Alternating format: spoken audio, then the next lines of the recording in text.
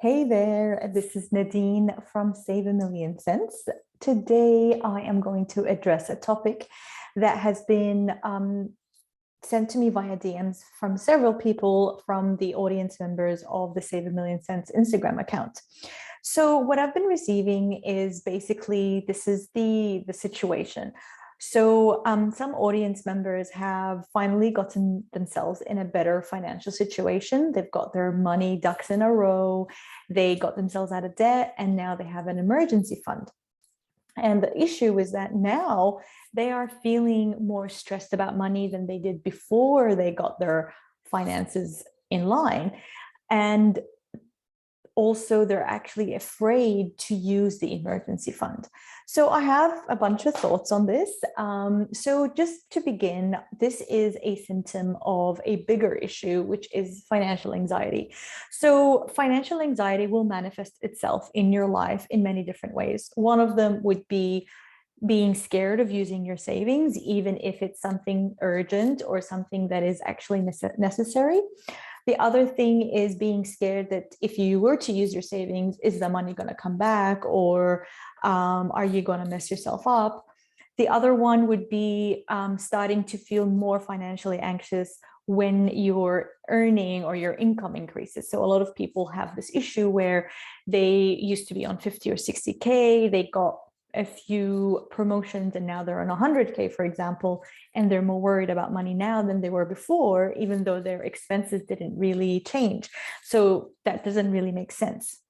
So this is all just manifestations of the underlying issue, which is financial anxiety. And it's such a big topic that I decided that today I'm only going to talk about the practical why and how, and perhaps later on this week I will go into the more mindset woo-woo. Not really woo-woo, but more like mindset how and why of the financial anxiety. So let me have a look at my notes here. Okay, so all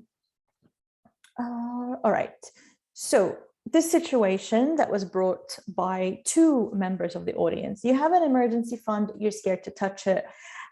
So first of all, what I would say is set the parameters of what entails an emergency. So when you have an emergency fund, that's cool. You know, typically we set it to like three to 4 months of your income, just in case something happens. If you lose your job, something breaks down, you know, you have 3 to 4 months of that sitting in your bank account as a cushion.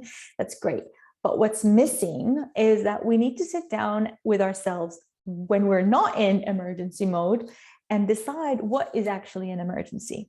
Because there are things that actually can happen that will be an emergency when they happen, but they can be avoided by creating a bucket for them.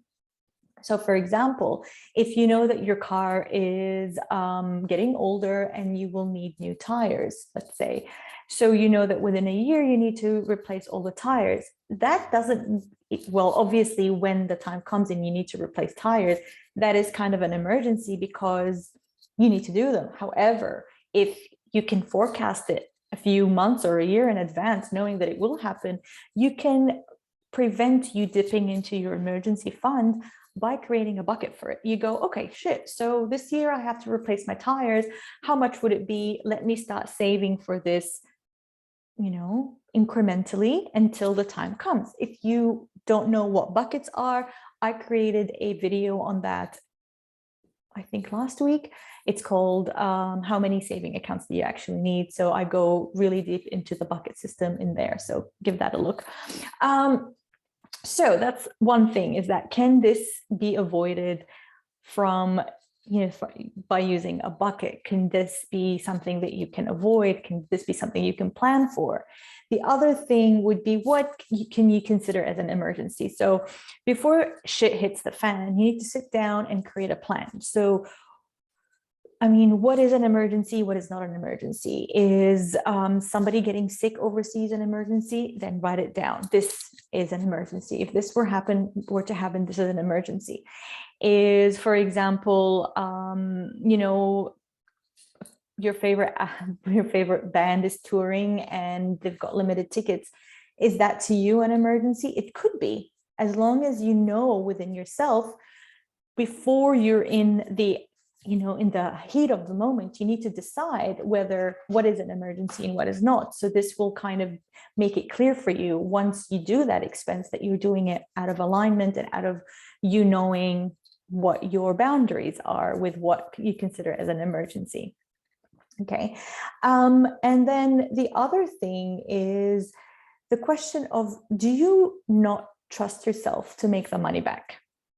So, for example, when we dip into our emergency fund here at home, I make it a priority that we pay it back. So I treat it as a debt.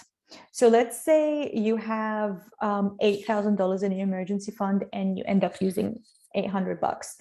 I would put that as a category on your budget that you now have $800 worth of debt towards yourself. Okay. So yes, perhaps the debt is not for a bank or a loan, but also when you have something that you have to pay yourself, that is as equally important. So I will make sure that I prioritize paying that off. And this, with time, will build up this self-trust where you know that if you did dip into that money, that you are going to pay yourself back. So that is another way.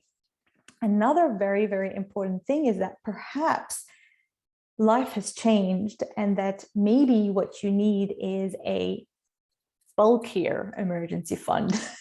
So maybe the 20,000, 15,000, 5,000 that you have now don't give you the same sense of security or don't cover as much now as they did, let's say, 3 years ago. Life changed. We all witness how the prices have gone up. So perhaps what you need is a bulkier emergency fund. Something that I practice with myself and I help clients in later stages in their money journey do is that actually my 0 point is not zero. My 0 point is $1,000,000, which is actually 10K. So that's why Save $1,000,000 is the name of my business, because my minimum is always 10K. Actually, that's not why that was the name of the business, but maybe I'll go into that one some other day. But 10K is a very important number for me. So if I go under 10K in our emergency fund, I feel like we're in the minus. So let's say right now, imagine that we're like at $9,000 in our emergency fund because we needed 1,000 to, I don't know, fix something. In my head, I would say we're actually minus 1,000. And again, what I said earlier, I go back and I make sure, yes, it sounds very like severe, but I make sure that we make that back. So this is the practical how and why behind you not being confident enough to dip into those savings. So the first one is perhaps you can create a bucket for it. Is it something that is avoidable with time? Is it something that you need to perhaps take care of and maintain across time so that it doesn't become an emergency? The second one is, I'm not really sure of the order because I kind of just like freestyle this. The second one is adjusting what you would consider as an emergency and what you wouldn't consider as an emergency, so that when shit hits the fan, you actually have a plan. You go and you look at your document and you're like, this is not an emergency. Yes, I feel all heated up and worried, but actually, let me just take a minute and not dive in and throw money at the problem. Perhaps we can sort this problem out without having to throw money at it. Excuse me, I'm gonna have a sip of water. And the next one would be adjusting the amount that you have. Perhaps what you have now is not enough anymore and you need a little bit more. Sometimes I say maybe you need an emergency fund for your emergency fund. So that's just a fun way of looking at things. So perhaps you have an emergency fund that you never look at, and then you have another emergency fund. So maybe that's something you need to do. And then the other bit is that perhaps your 0 point is no longer going to be zero. It's going to be a minimum amount that you set for yourself. So this is what I'm going to cover for today.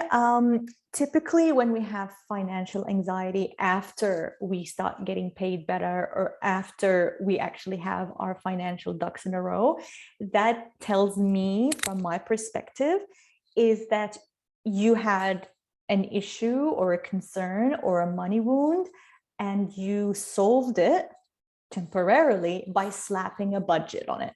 So I believe that budgets are really a band-aid approach to sorting out and healing your money wounds. A budget is not a solution to your money wounds. Healing is actually the way that you can integrate and move on from your money wounds. So when you tell me that perhaps you're earning more or you have your money all set up how it should be, textbook should be, you're still feeling anxiety, I would actually go in and ask yourself deeper questions. So I hope this was helpful. Thank you for watching so far. And of course, my DMs are open. You're welcome to DM me or send me an email if you have any questions, and I'll see you next time. Ciao, ciao.